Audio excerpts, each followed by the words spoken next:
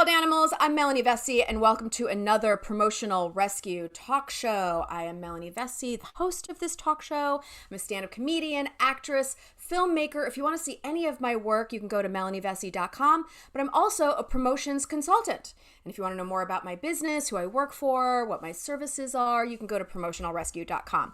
But I'm doing this talk show now. I'm talking to people about how they promote themselves, and it is truly my goal to help people promote themselves without feeling gross. And I've brought my guests here because I feel like they've got something cool to add to the conversation. Plus, I want to get to the bottom of some of the cool stuff that they've done. So this is how this talk show is going to work. I'm going to be talking with my guest about their tips and tricks, and that's going to be everywhere. You can see it on my Instagram, my Facebook, my YouTube, all over the place. But then over on my Patreon, we're going to be talking about the best and the worst thing that's ever happened to them promoting or online. And so that's a pretty juicy conversation. You aren't going to want to miss that. So you can get that at patreon.com/Melanie Vesey. But without further ado, I'm super stoked to be talking to this lady because j'adore her.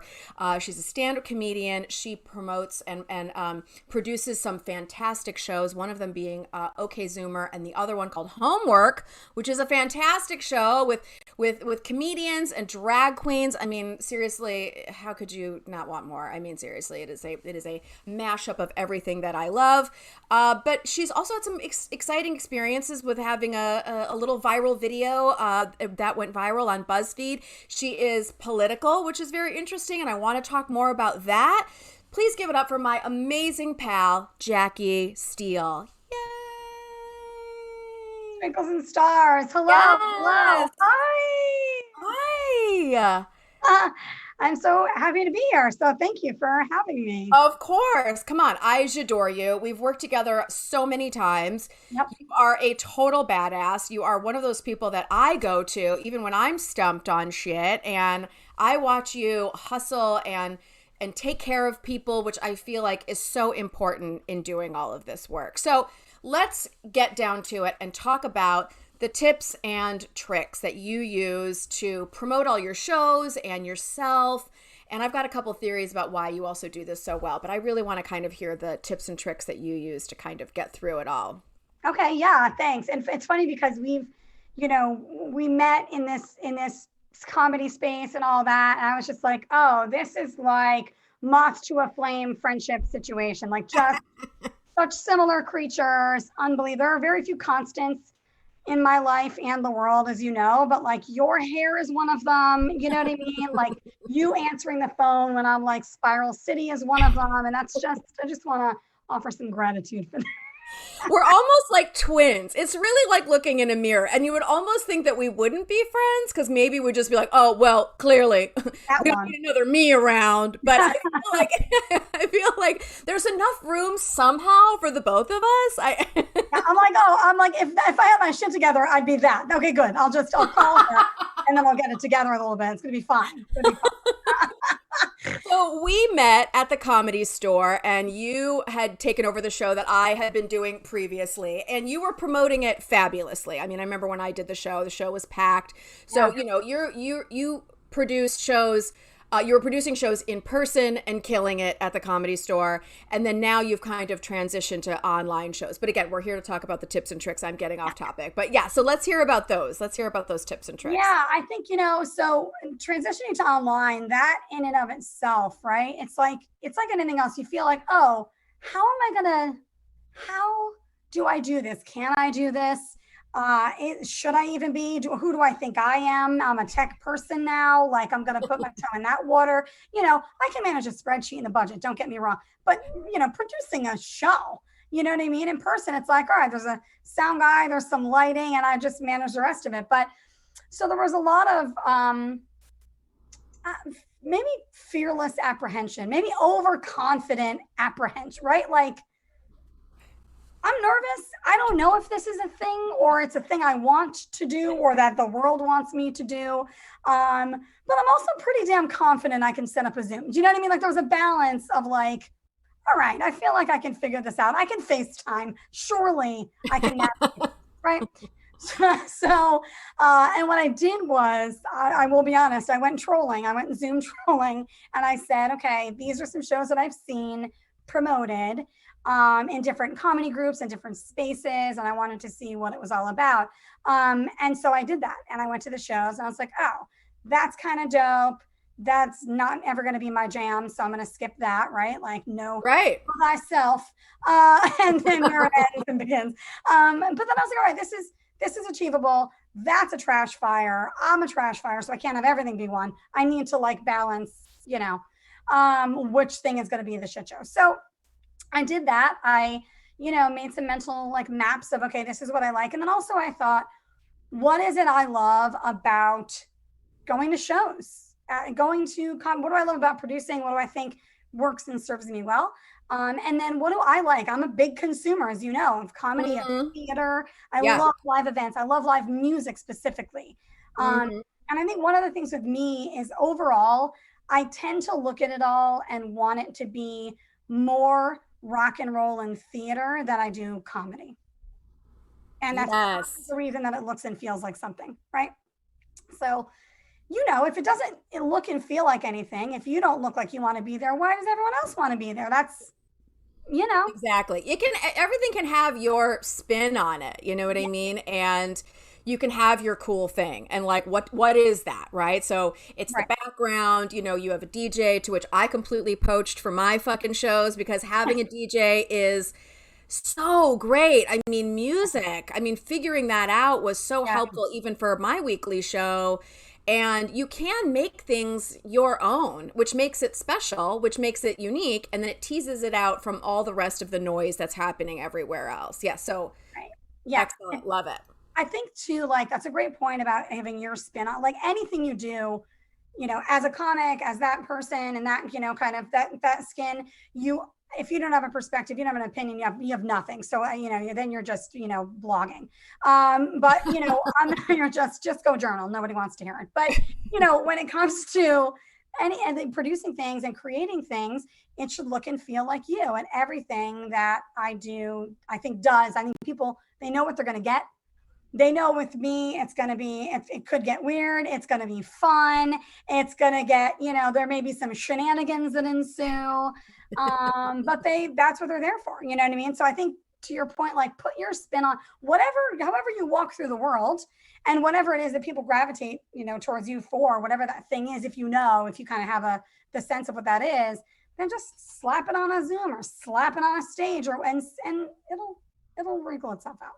And I also feel like, even with looking at your hair, which looks fabulous, by the way, it's like that pink and black, which I'm thinking about all of the branding that you've created, which is all pink and black. You know what I mean? For OK Zoomer and for Homework, like, you have a certain look about it, which is always so smart and great, because if anybody is looking at it, they're like, oh, that's a Jackie Steele show. I mean, there's just no fuck, like, it not only like looks like you, but it's still representing you out in the world, which is always smart. I always tell people, like, choose those 3 or 4 colors that you want to use. For me, it's always black, white, and red. Although I have a little orange happening in there now, so I have to have new photos taken. I mean, I literally am texting with my photographer. I'm having a shoot on Friday.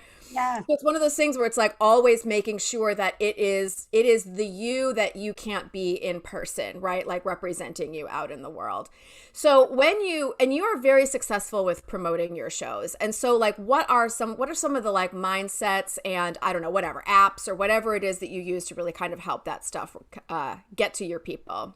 Yeah, I think in this online space, I think, look, the first thing is, if you're going to produce a show, and we've talked about this, I can't and I don't depend on the talent to fill the room, right? Like, as a producer, that's your stage, right? So, like, you want to book great talent, you want to book really fun lineups. I always, obviously, that diversity inclusion is like the name of the game for me, and I'm sure we'll get into that when we get into the political stuff. But so that's the thing. People also know when they come to see something I run, like a show, it's going to be diverse. You're going to get some queer magic. You're going to get some sass. You're going to get some fun. You're going to get all kinds of different people that you're also not going to see on the same 7 lineups the next day. You know what I mean? So a little bit of that, I think, is part of it, and how you're curating it.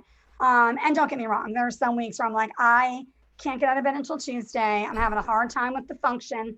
My function button is just, I can't, it's jammed. I don't know what you want. And then on Tuesday, I'm like, hey, I think these 5 people are dope. Will you do it? And they'll do it. Because also, like, in terms of the planning and the promoting, you know, it's not the same as people planning a night out, going out somewhere where they have to think about getting dressed and parking and book it in advance. And we're here in LA, so it's God knows you have to book it in advance. But it's online. They may be in the mood or they may not be, and that is completely not up to you. So I don't think booking out weeks in advance is necessary for the online shows. I've learned that. I've done it both ways. I've booked it weeks out and then I've booked it the week of and had similar results. It's just a matter of what people are feeling and needing that day. I will say, just like with anything else, I think the personal promoting, using the tools for the platforms you have is a great thing. So I'll talk about that in a second. But then also just that personal promoting, that personal outreach usually does the trick. You know, it's usually me going, hey, this is a thing. It's a reminder, because you also know, like, I can say to someone, I can post 5 times that I've got a show on Friday. And I swear to you, on Friday, 5 minutes before the show or after, and then that old bit, someone's going to be like, oh, I didn't watch. Is there a show? I'm like, I feel like it's the only thing I talk about. I feel like I don't say anything other than, hi, Jackie Show Friday. You know, like, what am I saying to the world ever if I'm not saying come to the show? But they don't, you cannot promote enough, you know, no matter what you're thinking.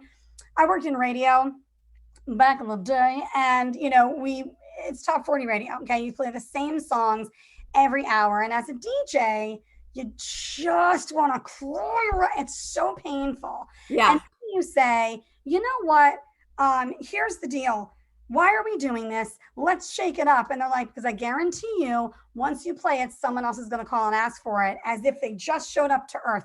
And I shit you not, every time. So if you learn anything, it's just the repetition of it. And like, don't ever kid yourself in thinking everybody knows. You're not that big. You're just not. Okay. Very few people are. And it's not an insult. You just have to always keep working and letting people know. And you can also do it in fun ways, in your own way. You know, sometimes I go on and just do a straight up promo because I just have to get it done. And but most times I'll just be coming from where I'm at that day. Sometimes it's no makeup. One time I put wrinkle releaser on my shirt so I can get ready for my promo, and then forgot that it was just going to be sopping wet on my boobs were just sopping in this gray. By the way, it was like a sweatshirt fabric muscle tank. So what was the fact that I even bothered to try to get the wrinkles is so stupid. So I'm in it, but I'm sopping. I was like, I'm going live. I don't care. And people were cracking up. And people jumped in and said, I want to come, I'll hang out. Like, you just give people the vibe of what they're about to experience. Do you know what I mean? And I also can't, I mean, you know, in doing this show, multiple people have said it's really that personal text, that personal touch, which is very difficult because, you know, there's only so many hours in the fucking day to do that stuff, right? So like, how can we also like work around that stuff as well? That's why I'm always like, everyone should be working towards getting a newsletter so that you can do that direct email situation, and which always helps. And I also feel like with you, and this was something that I kind of wanted to talk about with you as well, which is that the reason why I think you're also so successful with these shows is you have a like a giving or a charity aspect to your show, which I feel like is so smart during the apocalypse, because everything feels so fucking selfish right now. You know what I mean? And you're totally like, hey guys, come to my show. I know the world's on fire, but you know, 5 o'clock is the table reading. Like, everybody just feels so stupid promoting themselves. However, yes, I understand the world's on fire, but we all still need to make money. We all still also, people do need entertainment. They do need escapism, even if we feel like the band on the deck of the Titanic. You know what I mean? Like, I'm just totally, hey, are you guys on a date? You know, well, before they jump over the side of the, you know, I just feel like and so I feel like what you do is so powerful, because you're totally like, hey, your ticket will also go to, and then I know you have, you know, your top 10 charities that you send to, you know, queer, people of color, whatever, like the whole thing. You also have, you also feature products of products that you love, and so it's one of these things where it's like, you're bringing awareness to this stuff and bringing the service of entertainment.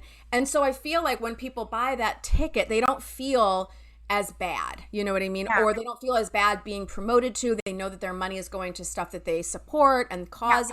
So I always tell people, like, if you're feeling like your promotion is going to somehow be cock-blocked by a shitty news cycle, just loop in the thing that you're passionate about. It can be whatever, you know, animals, people, homelessness, you know, kids, whatever your jam is. Yeah. Go for it. And it'll help take that pressure off that you're feeling like crap about doing it. Yeah, I agree. I think it helps my soul. Those days where you just need that extra something for you, right? The person doing all the work and kind of pulling it all together. I think for your soul, you're like this. Okay, let's all just get back to center. Like, what are we doing, right? We are having fun. We are letting people have a little bit of fun and a little bit of a release. Yeah. We give people that aren't working and can't gig a place to do it, a little bit of scratch, right? It ain't yacht money. I always say that. That's the first thing, but we all know that in real life anyway, right? Until it is yacht money, and then we're bowling.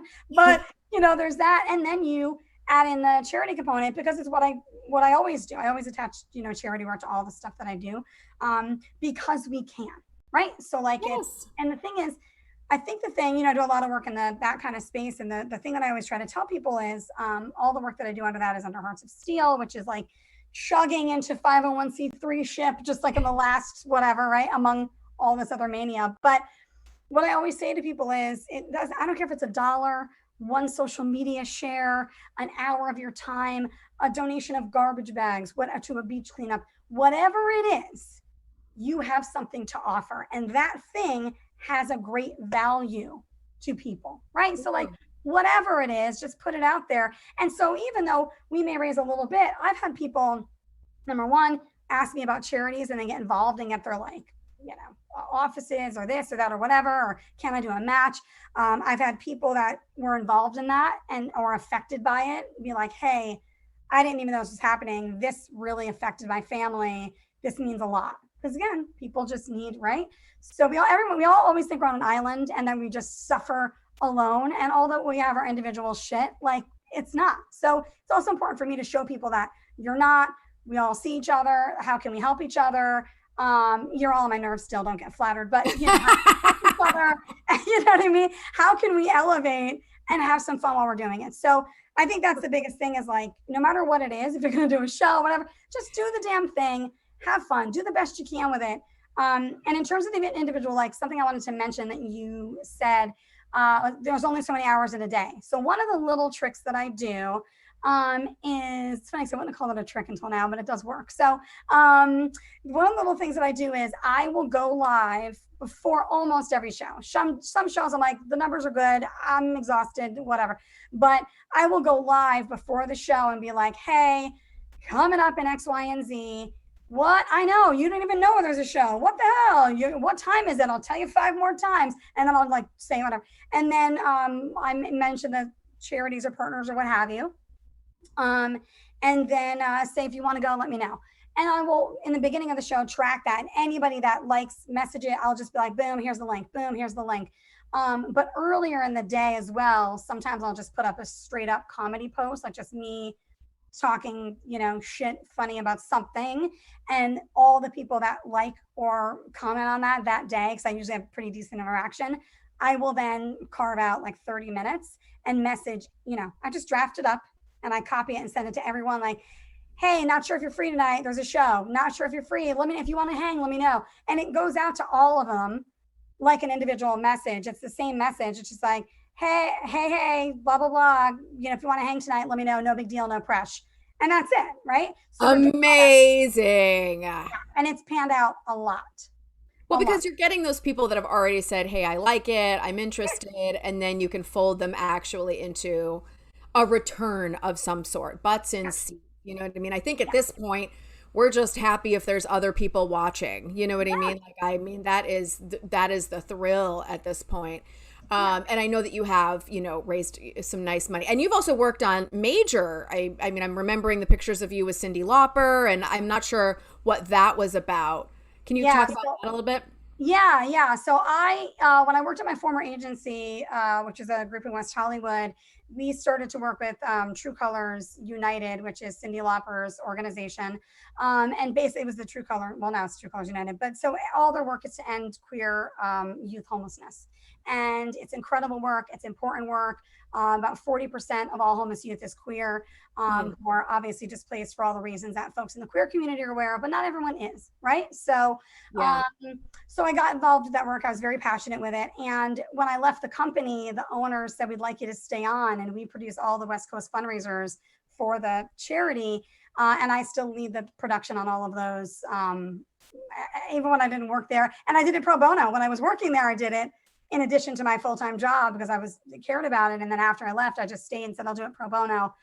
Let's just keep the work going. So I've been really grateful to be a part of that. Wow. I mean, in such a testament, Testify. something great about you, that you bring that element that you can do well, right? And I feel like it's mostly just about creating community. And I've always hated those friends where I'll be like, hey, I'm having a party. And they're like, well, who's going to be there? Those friends that are exclusive, they don't want. And I'm like, everybody's welcome. Your mom, bring, like, I'm just totally like, I love like everybody coming together. And I feel like that always shines through, right? When you continue to do that stuff in the way that you do it as well. And then I do want to kind of address the fact that you are, I mean, okay, so I have so many people who come to me and to work with me one-on-one. And most people's fear is immediately that they're going to be trolled. And I'm like, and I'm always like, well, I mean, unless you're diving into these like super dark corners to like, it's very rare to just be a rando person and be trolled. You know what I mean? Yeah. So people have fear about the internet because they don't necessarily like understand it all, right? But then once I'm totally like, this is how you share and this is what we're promoting, and then they get to all this validation, and then it just starts to be like a well-oiled machine, and then they feel good about it because they're seeing all the validation from it. Right. However, most people are totally like, I will never talk about politics online. I won't. They're so afraid of airing their true thoughts online. And I feel like they do that because they're so afraid of turning people off. You know what I mean?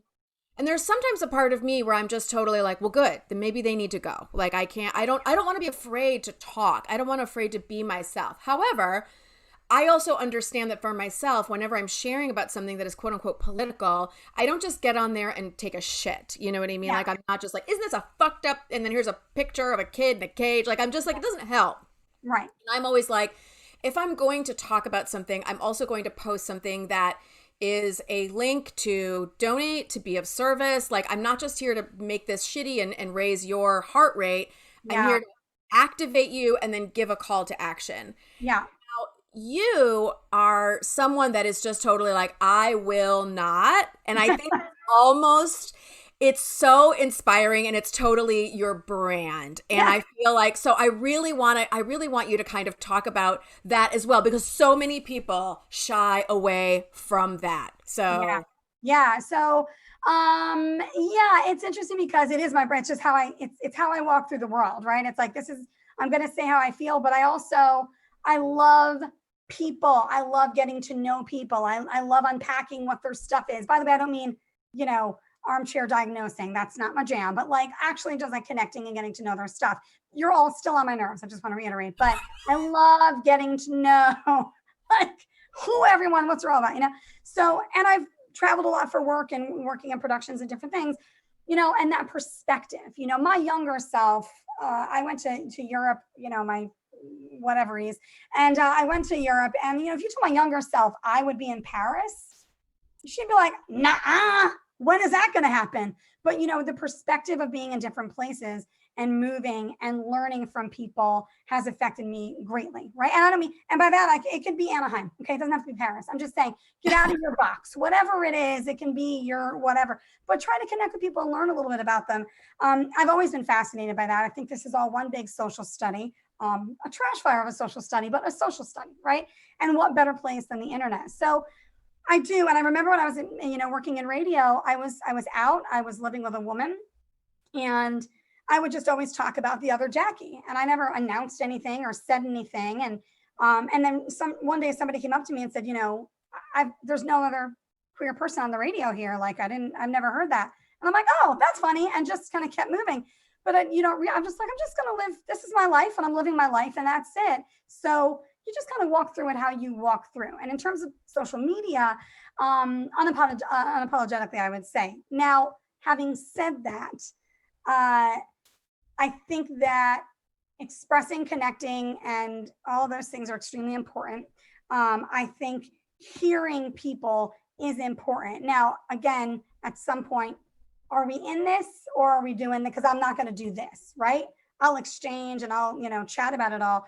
But I'm very passionate. I believe in the things that I believe in. I'm willing to learn and grow, but that doesn't mean lowering my opinion or apologizing for a belief because someone doesn't agree with it. Now, evolving an opinion, sure. Growing in a matter, great. Realizing that we're just living two different lives and we're not going to see it, that still also requires you holding space for another person. And I think that's the thing we don't do. Is we want to be right. We want to win in some way, because I think everything on social media is attached to some type of a win, which is just so bizarre and meaningless. Yes, you can equate likes and all those things eventually to some type of monetary gain. But the truth of it is, on a day-to-day basis, it's all crap. You know what I mean? It's just people expressing and exchanging. So I did a panel. I was on a panel for AEG, and it was about being queer in the media and being a little bi lady. And I said, here's the thing. I only identify as bi because there's some kid in the Midwest who cannot, or somewhere, anywhere, that cannot. And so for that point, it is important for me to voice yourself, to share what you think, because it does empower other people. I'm not pressuring anyone. I'm not poking anyone. You get involved. I'm like, hey, get involved if you can. Do what you can. But, I'm not going to show up with a pitchfork if you don't. I'll comment on you, but I'm not going to show up. I agree. I feel like visibility is so important. I didn't know that I could be who I am today as a woman who's married to a woman, a successful business owner, a great mother. I didn't know I could be any of those things because I had never seen it before. Yeah.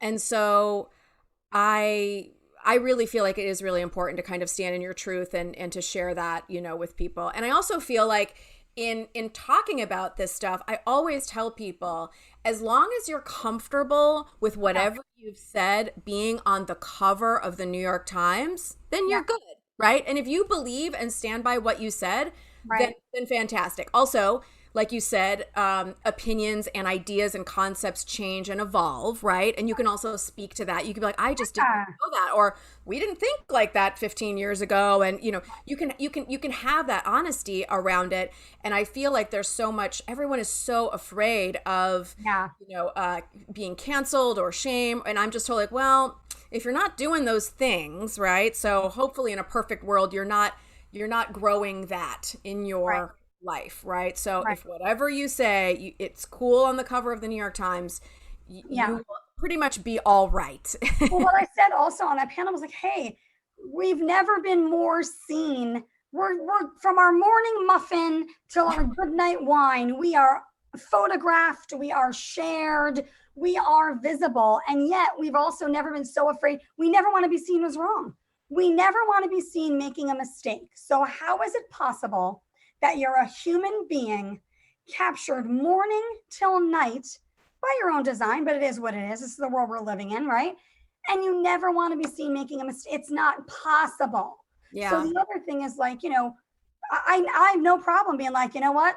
I fucked up. I gave a statistic and it was incorrect, or whatever. And I talked to someone and I really get it. I get something different now, or I feel differently. And I think the cancel thing is like, look, if someone's a scumbag doing scumbaggy things, just scumbagging their way around life, then they can go, and I really don't care. Yeah.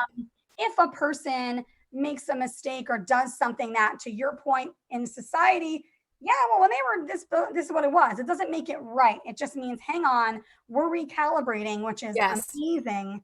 but let's allow for that. If someone's trying to be accountable, learn. The problem, I think, with cancel culture and all that, the whole conversation around it is such crap. But the problem with that is, as I'm like waving a ring light in the phone, the problem, like, you can't be too prepared. What's the other thing, kids? Get yourself some lighting. So stupid. It's so stupid. But anyway, people don't want, the problem with the cancel culture thing is that you want to label it as that so you can excuse it and dismiss it because you can't stand in your own shit. And then B, you don't want to just admit maybe you made a mistake or you've grown. But I don't know what kind of person or life you want to live for yourself. But like, I for sure want to keep growing. Like, if it's my emotional ceiling, I don't think I've won. You know what I mean? Like, I want to keep growing. So, yeah. I think the growing thing is so important. And I feel like, should something ever happen where, yes, something gets featured about something you said, whatever. I know that the fear is that, like, oh my God, something you said on a podcast 10 years ago, it's going to be taken out of context or something. So whatever, like, you're just like, you know, is to then be able to say, hey, but I understand that that's what happened. And right. And since then, this is how I've changed my mind on that. And I don't agree with that, or that's not where I'm at anymore. And I do feel like people do have the capabilities to change. And I feel like with the change, I feel like so much healing. If one of these, I don't even know how to talk about this, but like if someone like Louis C.K. came forward and said, hey, I'm going to Sex and Love Anonymous and this is how I'm getting help. Or well, maybe if he doesn't want to out himself because it's a 12-step program, but like I'm getting specific help around my sex and love addiction. Yep. This is what I'm doing specifically. Yeah. It's my opinion that he would heal an entire like generation of men and women who are acting inappropriately behind doors, right? So I feel like what happens is it's like this terrible thing happens, people retreat, and I'm like, you almost have to, like, they say if you fight in front of the kids, you have to make up in front of the kids, right? So that kind of like outing in public, it's like, it would be so great if someone came forward and healed in public to show us, hey, God, it was, I don't, or maybe I don't understand what happened and I'm trying to figure this out, as opposed to just being like, well, that was fucked up, super sorry, kind of an apology, but not really apology. And then I'm just going to go back to fucking booking shows. And I'm going to get a weirdo audience, but they're still going to come and pay my bills. And so whatever's clever, and I'll just fucking lay low until this is over. Yeah. Yeah. I love that phrase, by the way. If you fight in front of the kids, you have to make up in front of the kids. I've never heard that. That's really awesome. Well, because what happens is, I mean, like, and I'm married and I have a child, and I notice that, like, my wife and I don't fight very often. However, two women, same household, the periods catch up every once in a while. It is. I mean, we usually have this kind of like unsaid thing where it's like, we're both not allowed to have a bad day on the same day. Do you know what I mean? It's like, and I do this thing where I literally write my period on the calendar in the kitchen. Hello, everybody. This is the tip and trick for the day. Have the females in your life write their period down on the calendar in the kitchen. And so when they're acting fucking nutso about the dishes, all you have to do is avert your eyes, like take a look at that calendar and you're like, oh, it's 1 week before their period. Let's maybe just give them a little pass and say, maybe you want to sit down and have some tea, sorry, whatever. And so when my wife and I do fight, it can be explosive, right? And then it's like, my kid's like, is everybody okay? You know what I mean? We're not throwing dishes. Like, we're still the rubble. Just we're still normal. You know what I mean? Then I'm totally like, and then the fucked up thing that happens is that like he'll go to school and then her and I sit down and then we make up, and he just saw that crappy part. Right. He's not seeing the fact that we're good now, right? Yeah. So I always follow up with him and say, hey, we talked. It's cool. This is where I'm coming from. This is what's going on. And I feel like that's another way to kind of help things online, to take those things that we do in life, especially emotional and or charged things, and follow up, because everybody is left hanging and they think that you're still there, which is then the next time they see you, they're like, are you okay? I saw your post about the blah, blah, blah. And you're like, that was like 6 weeks ago. And I've had 4 lifetimes since then. You know what I mean? But your audience doesn't know that, right? So that's why I'm just totally like, whatever you share, be comfortable about that. And if there are challenges inside of that, make sure that you're following up with your audience, because they will come with you no matter where you go. You know? And the thing is, people want what's real. They just want to connect with you, right? Like they want to connect with you and they want you to connect with them. So I think in terms of like comedy and taking all this online, we're so fortunate. And I know some people are like, I don't want to do it. I'm not going to do whatever the hell you want to do. You don't want to do it. Don't do it. Like that's great.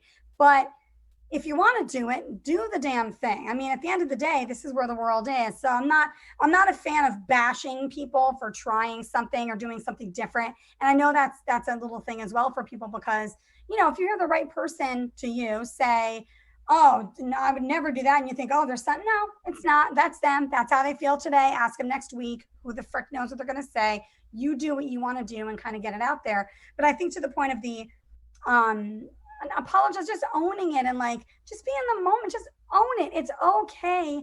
You're going to make mistakes. And I've had a couple people reach out to me, several people.